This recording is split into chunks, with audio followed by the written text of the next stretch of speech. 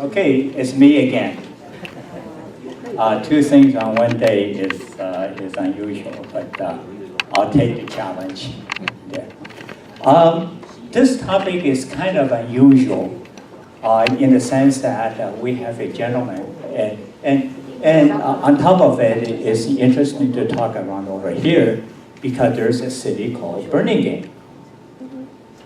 And very few people knew that the Burlingame was named after Anson Burlingame.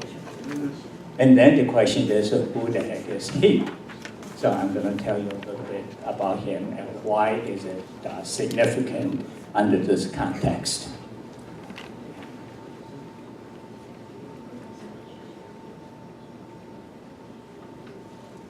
So he was the one and only dual ambassador, going from US to China and then from China to the US. From the youngest nation to represent the oldest nation. From US to China in 61 to 67, and from China to US and then to Europe from 67 until his death in 1872. For he had outgrown the narrow citizenship of a state and become a citizen of the world, and his charity was large enough and his great heart warm enough to feel for all its races and to labor for them. He was a good man and a very, very great man. America lost a son and all the world a servant when he died. It wasn't Mark Twain, was it? It's supposed to be Mark Twain. It's supposed to be him. David recorded it himself. Good imitation. Sounds good, right? Very good. Sounds good. And following that is the memorial service. His casket was draped under the flag, the chain flag, and at that time 23 stars of the United, and buried in Mount Auburn Cemetery. And he received a royal decree from 同治皇帝，这是一个谕旨，哎 ，and this is the seal, and this is the text. The significance of this text is that he was given the rank of number 1, civilian rank number 1, 等于是宰相 ，hard to believe, right? And 给他1万元金子 for his service to China. So how did I get involved? I already told you who the heck I was, right? So here again, I see George laughing. And what happened was that the city of Burlingame was incorporated back in 1898. So I was here in the Bay Area already. So at that no.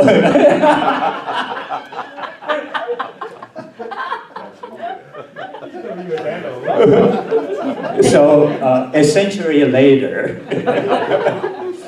when there was a celebration for the centennial in 2008, there were lots of material sent to the residents of Burlingame, where I don't happen to live, but my son lives there. So one day he came to me and saying, "Hey, Dad, have you heard of a Burlingame?" And he was appointed by President Lincoln to the envoy of China. Oh yeah? So that's how it began. That evening, Google. Next day, Google. Next month, Google. Next year, Google. And on. And I bumped into George. He did similar things that he found out about this. And he wrote an article in the Chinese American Hero Chinese American foreign. Yeah. And then, so we got together since 2008 and worked on this project. Yeah. Okay? And it turns out that when I discovered this, my son was only half right. Yes, he was appointed by Lincoln to be the envoy to China. However, he was actually first appointed as the envoy. At that time, he was actually appointed the ambassador to the Empire of Austria. So he was happy to get that job, and he headed toward Europe. When he arrived in Europe, finally the news caught up with him that the Austrian government considered him the persona non grata. Why? Because he was a rebel rouser for independence of Hungary from Austria. That was the empire at that time of Austria and Hungary. So obviously, that country said, no, no, no, no, I don't want you. So Lincoln had to gather together with the Secretary of State Seward. Now what do we do? Hey, how about give him the job of China? So he sent a telegram to China while Burlingame was in Paris. And he got, oh, new assignment to China. Thank you, Mr. President. Off you went. So that's how they came. So the question is, how did this an accidental envoy to China, right? And later to be appointed as China's envoy to the US, he must have done something good. So this is what I'm going to tell you about. What did he do? What made him so deserving? And why we are talking over here? It's somewhat tangential because it has to do with the US-China relations, which ultimately is what makes our project all more peaceful.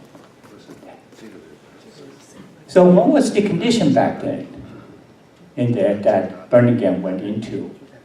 Of course, he went in the 1860s.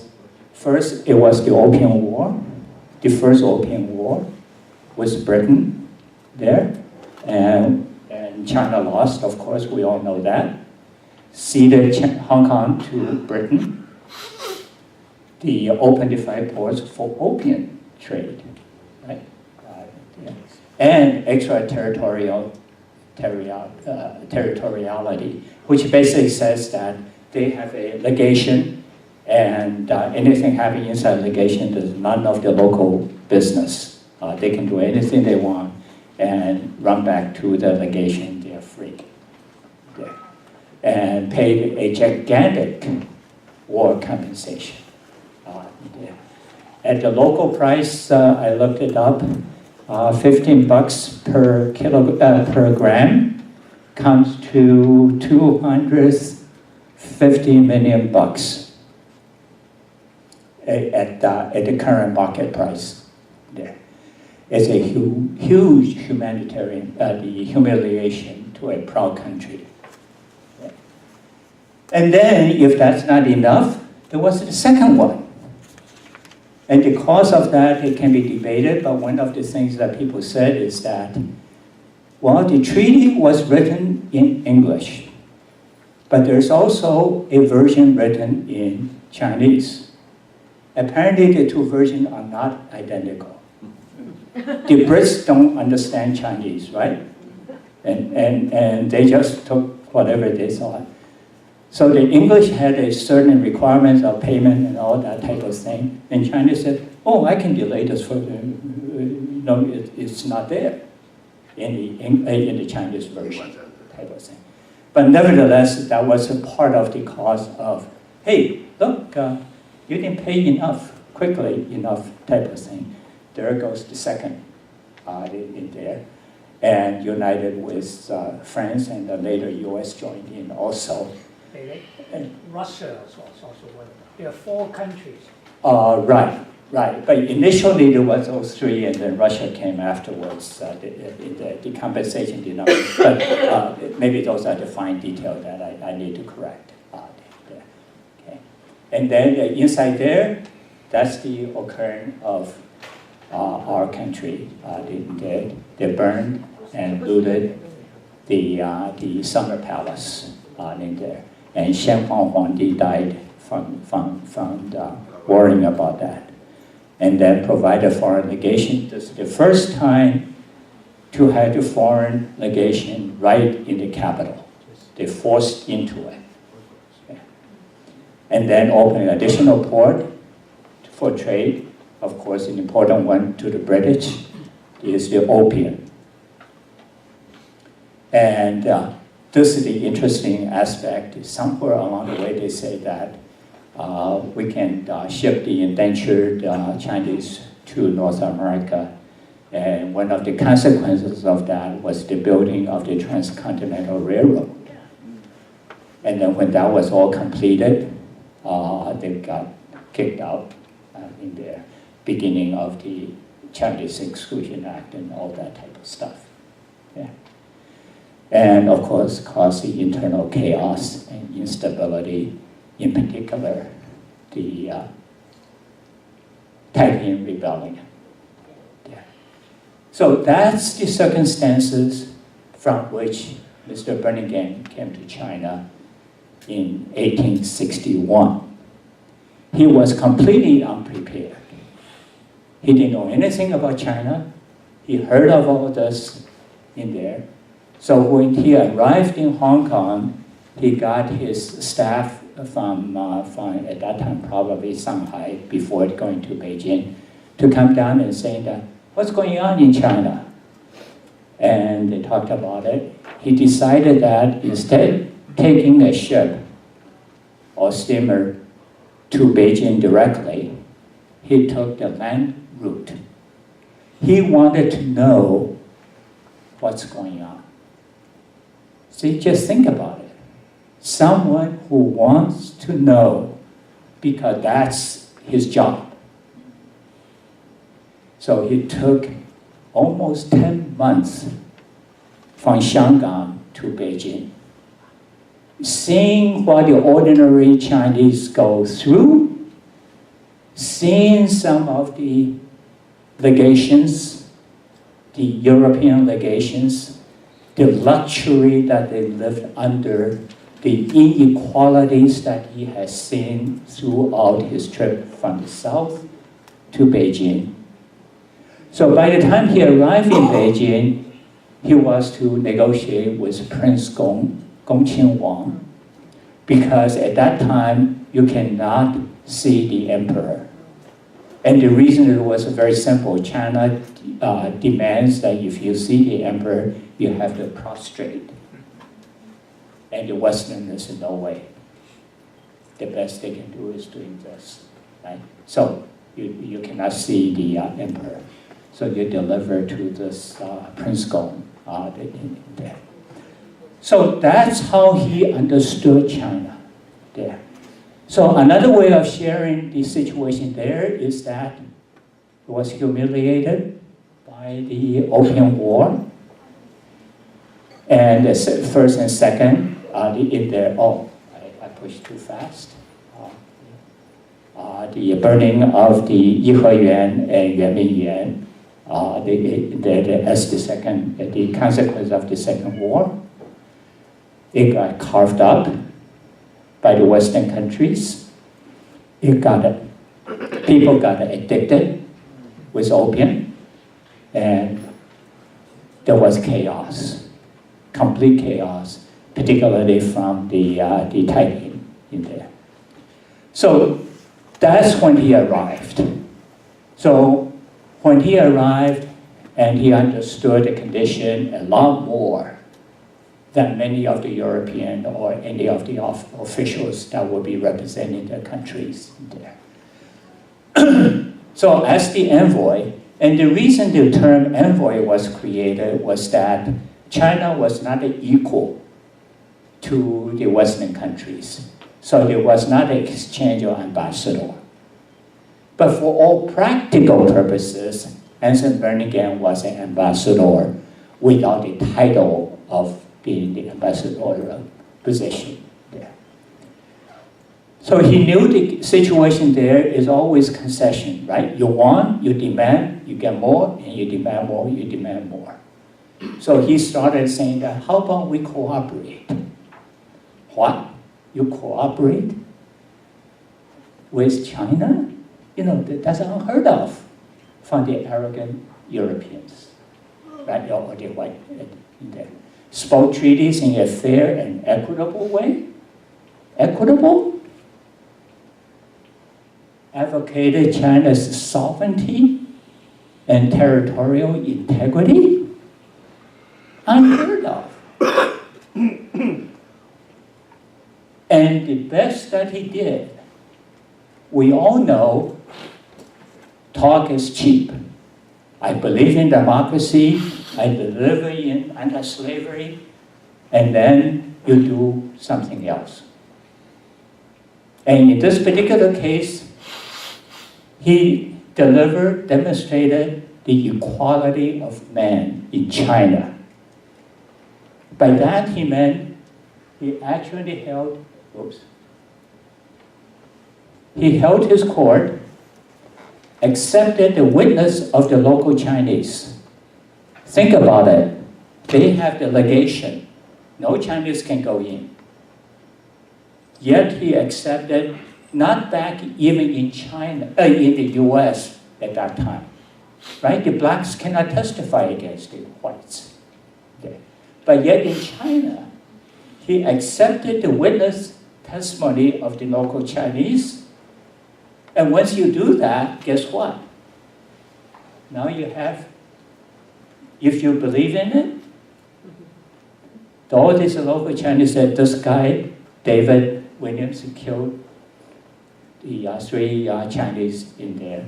And all the witnesses, see, those are still live witnesses you can ask, right? So it's confirmed and all that. And as a consequence, he was actually executed for killing Chinese men. Unheard of back in those days. Not even in this country, right? So this is the demonstration of the deed is stronger than words. You can say all you want. When it comes to the bottom line, he actually did. And as a consequence, in addition, he promoted trade and technology transfers, telecommunications, railroads, mining, and things of that sort. There. And encouraged Chinese students to study in the US. Many of you might remember the children were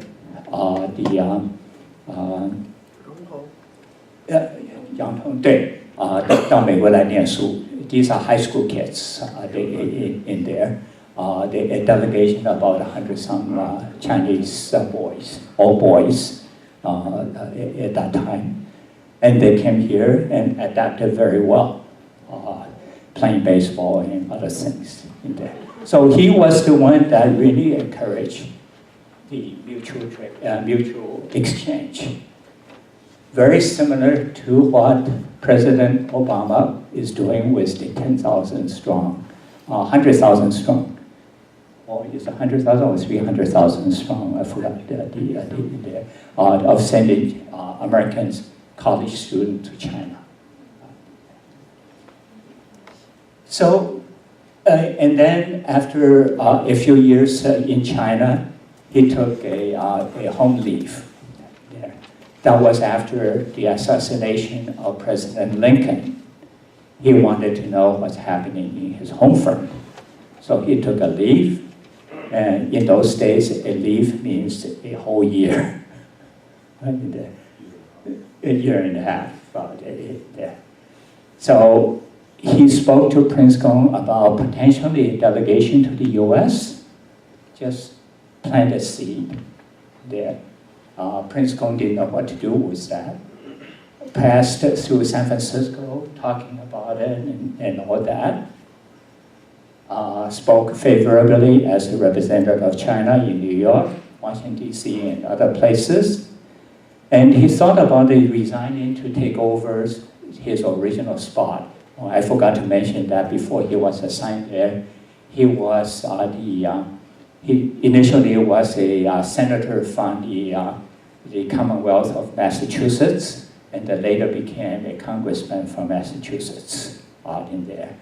He helped Lincoln to be elected and forgot protecting his own election.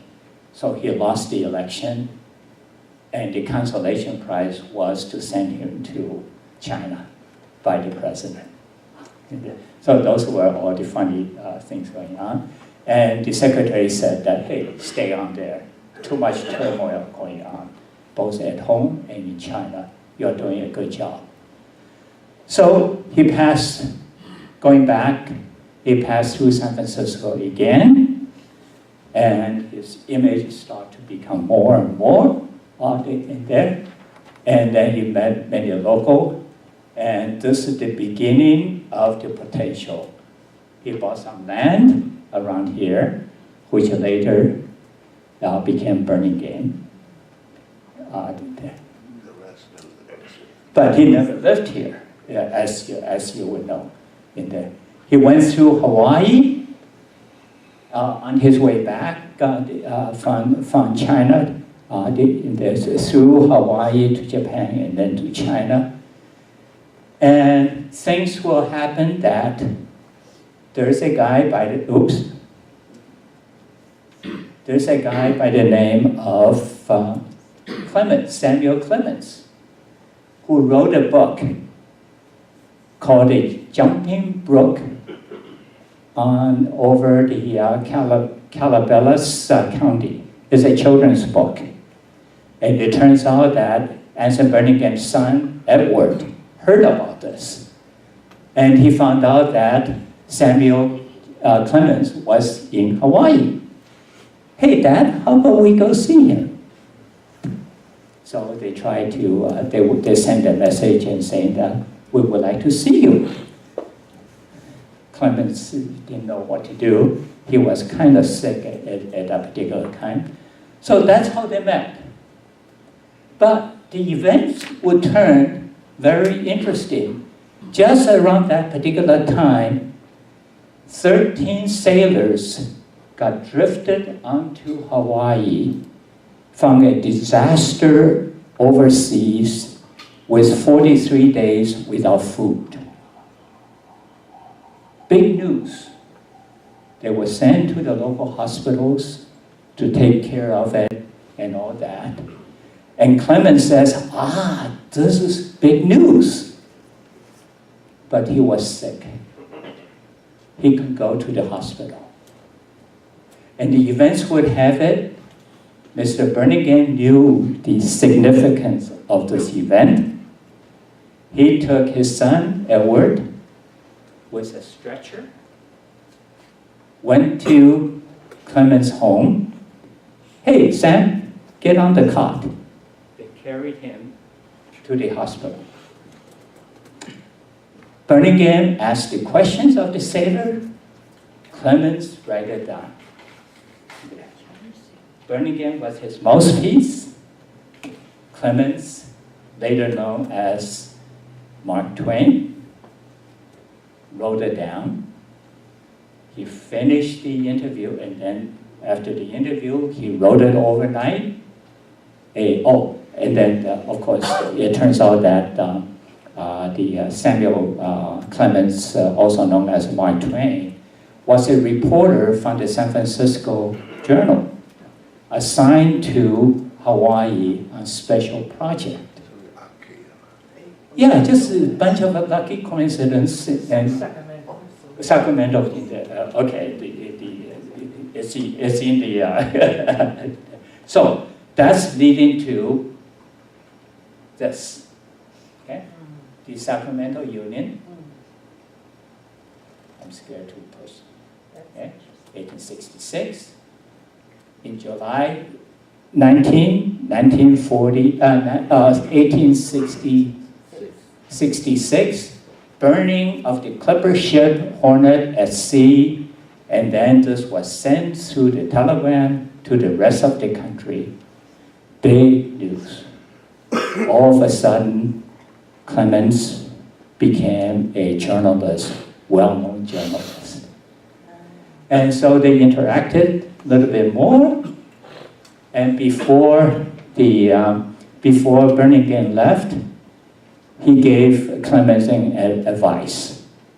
You have great ability. I believe you have genius. What you need now is the refinement of association. Seek companionship among men of superior intellect and character. Refine yourself and your work. Never affiliate with inferiors. Always climb. Easy to give that advice, right? In there. But later he became Mark Twain, and he remembered the old mentor. That was why the eulogy that you heard at the beginning. Because everyone wondered how in the heck did Mark Twain and Burlingame ever got together. But why would Burlingame even seek out Mark Twain? At that time, Clemens wasn't even... As I said, his son was interested to see this author. And then he's just a gentleman. And he saw that there's a rising, this is a smart man. And he wanted to give the advice to him. He wrote a children's book. The children's book. The children's book is about leaping frog contest. And his son is very much interested in leaping frog. I got it. Yeah.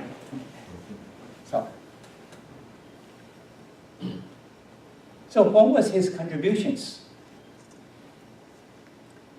Most importantly, he speaks English, right? That's the important part. So he spoke on behalf of China everywhere, accepted as the lingua of choice there, everywhere he goes. Yeah? He negotiated the first equal treaty with the U.S. when he was the representative of China there, and later known as the Burlingame Treaty. The first equal treaty. Okay? Accept China as the most favored nation, equivalent to Britain, Russia, and France. Think about it. Back then, U.S. was the first nation to say that China is equal to me. And part of this is that don't interfere with the internal affairs of either nation. See, it's written in a reciprocal way. All I can do to you, you can do to me. So by saying that non-interference implies that don't interfere with China either. That's the message. Open two-way unlimited immigration. Oh my God. Exactly, right? You're welcome to come so that we can go to China to proselytize Christianity. That's what the religious folks wanted to do, and they were prevented from doing so. That was the opening way of the being equal. Free to reside, travel, study in either nation. Very strong word. And that's part of the basis for that Chinese mission over here. He introduced his envoy Zigang and Sun Jiagu to President Johnson. Normally, ambassador sometimes do not even see the president. So in this particular case, because of Burlingame, took the staff along. Okay. So he took this treaty to Europe.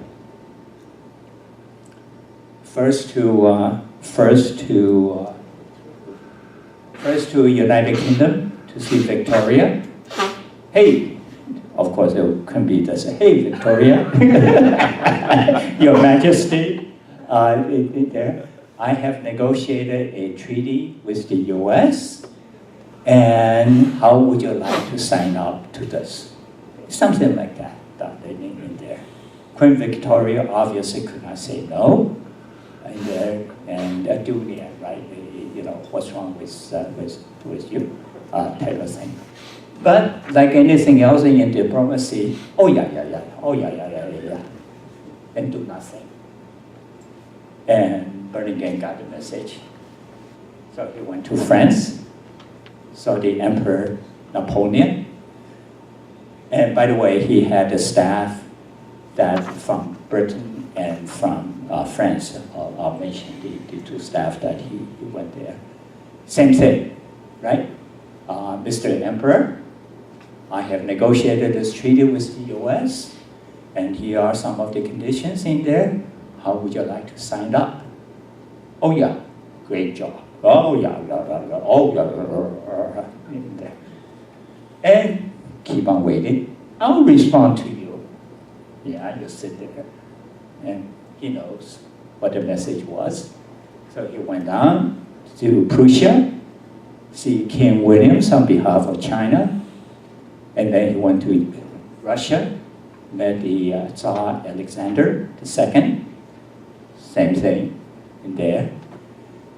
And being a gentleman that he was, he knew that he was not getting anywhere. And he started to worry. And in the cold weather of St. Petersburg, he caught pneumonia. And as a consequence of that pneumonia, he passed away he passed away, and then he was, in the process, he introduced his two staff to them, and then he died in St. Petersburg on February 1870. Yeah. While serving as China's envoy. That's the important. He was still the envoy. So the trip continued with Zhigang and Sun Jiagu, and with the total of 11 countries over 2 years and 8 months. So he wasn't able to finish, but his staff finished it on his behalf. Yeah. So how does it look? Well, that was the delegation. Okay. Mr. Burlingame over here, Zhigang and Sun Jiagu, and Larry Brown, and Decamp, the Frenchman, the first secretary, the second secretary, and 8 college students who can do the translations. Yeah. They even have time to visit Niagara Falls. Therefore, there's some spare time. They have their own dinner cooked by their own chef in there, because obviously they don't know how to use forks and all the Western food, so they like to enjoy their own food. There he met, he introduced President Johnson. Here's Mr. Burlingame. Here are the Chinese staff meeting President Johnson.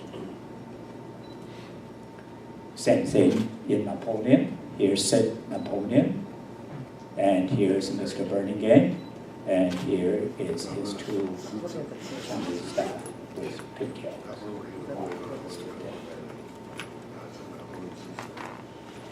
Well, that's what he did. Yes.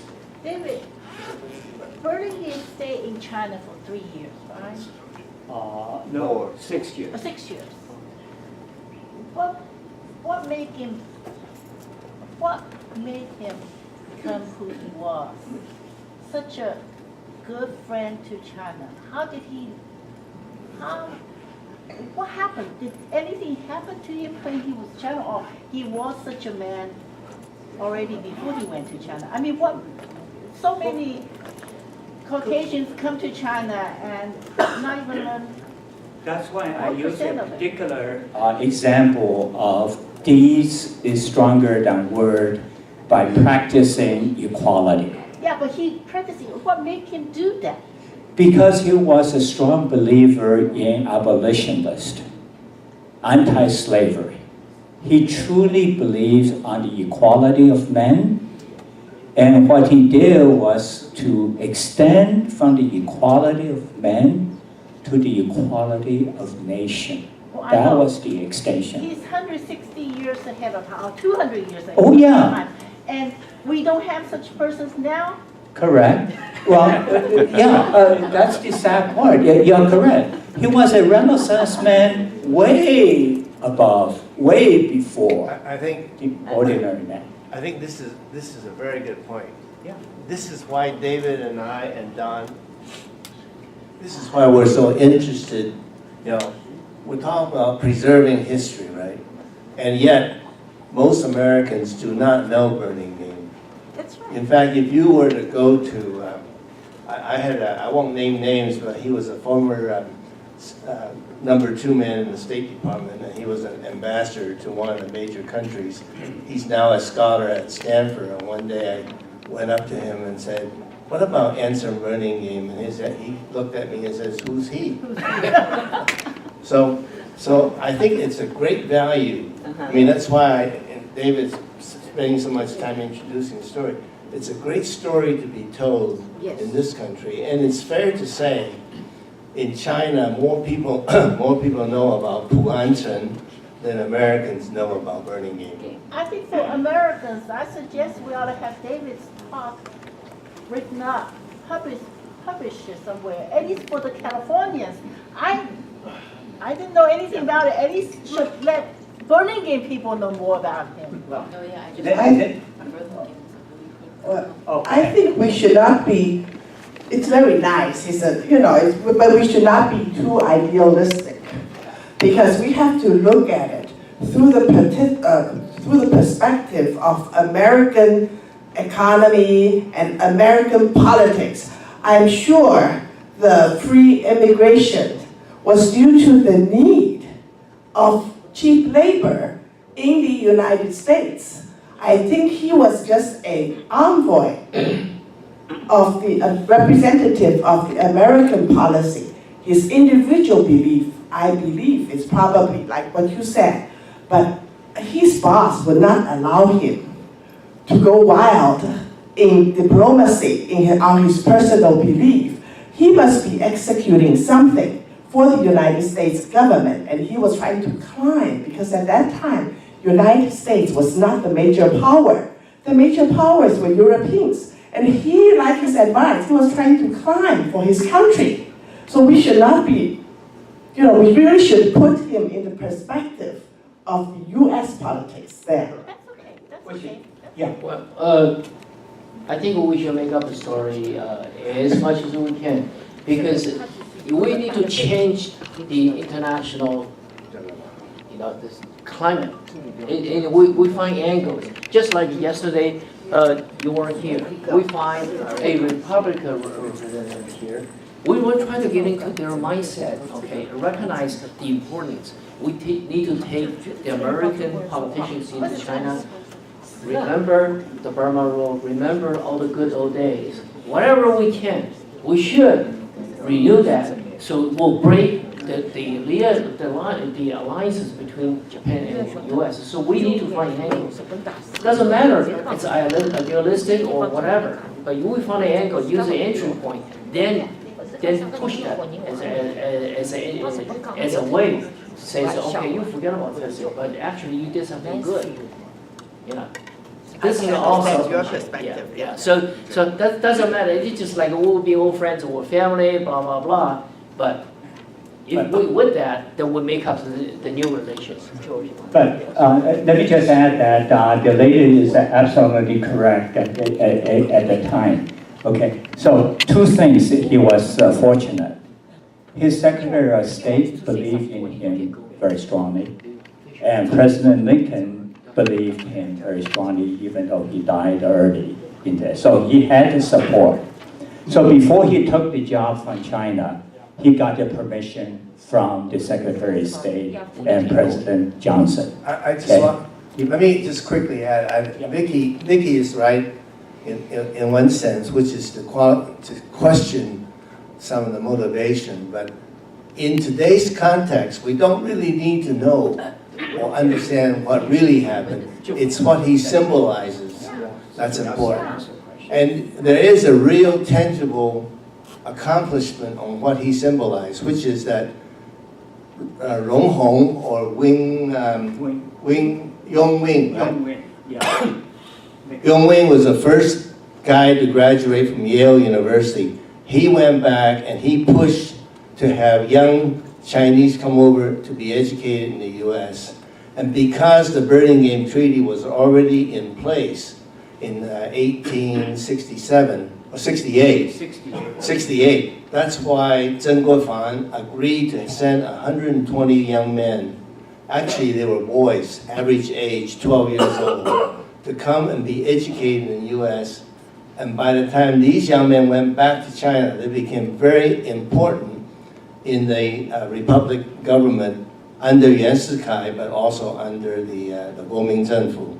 And that was a very tangible contribution you can directly attribute to the Burlingame Treaty. The fact that the Burlingame Treaty recognizes the mutual sovereignty of the two countries. And that's the kind of thing that you want to emphasize in today's context. Yes. Yeah. But to answer you, though, to answer you, yes. The Burlingame Treaty was lucky when he was still alive, he can defend. When he passed it away, we went through a very difficult period leading to the Chinese Exclusion Act of 1882. So he was not here to defend that, and then the zero fought debate and all that. Let me finish it and just, yeah. Yeah. We need to get going. We always cannot go to two extremes, but I think we should not forget the power of one. In this case, not only Burlingame, you also have the power of one of Lincoln in the United States. So the equality of men in the United States, Burlingame took a quantum leap to equality of nations. That's how he between nations. So he had a contribution, and as David is going to explain, Lincoln died, Burlingame died, everything changed. I just think when you present the story, you should always put it in a historical perspective. Yes. I understand the PR aspect, of course, that's why we are here.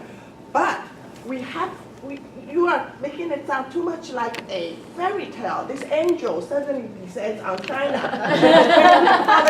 No, I think what Mr. Tao said just now is it doesn't decrease the value of the fairy tale if you put it in a historical context. It just makes it more realistic. Agree. 对不对？ Go get going. Okay, go going.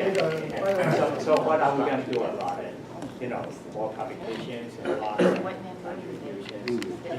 perhaps film or movie documentation there. Perhaps organize the conferences to debate on improving U.S.-China relations and whether China is a strategic partner of U.S. or a competitor, cooperation versus containment in there, soft versus hard power.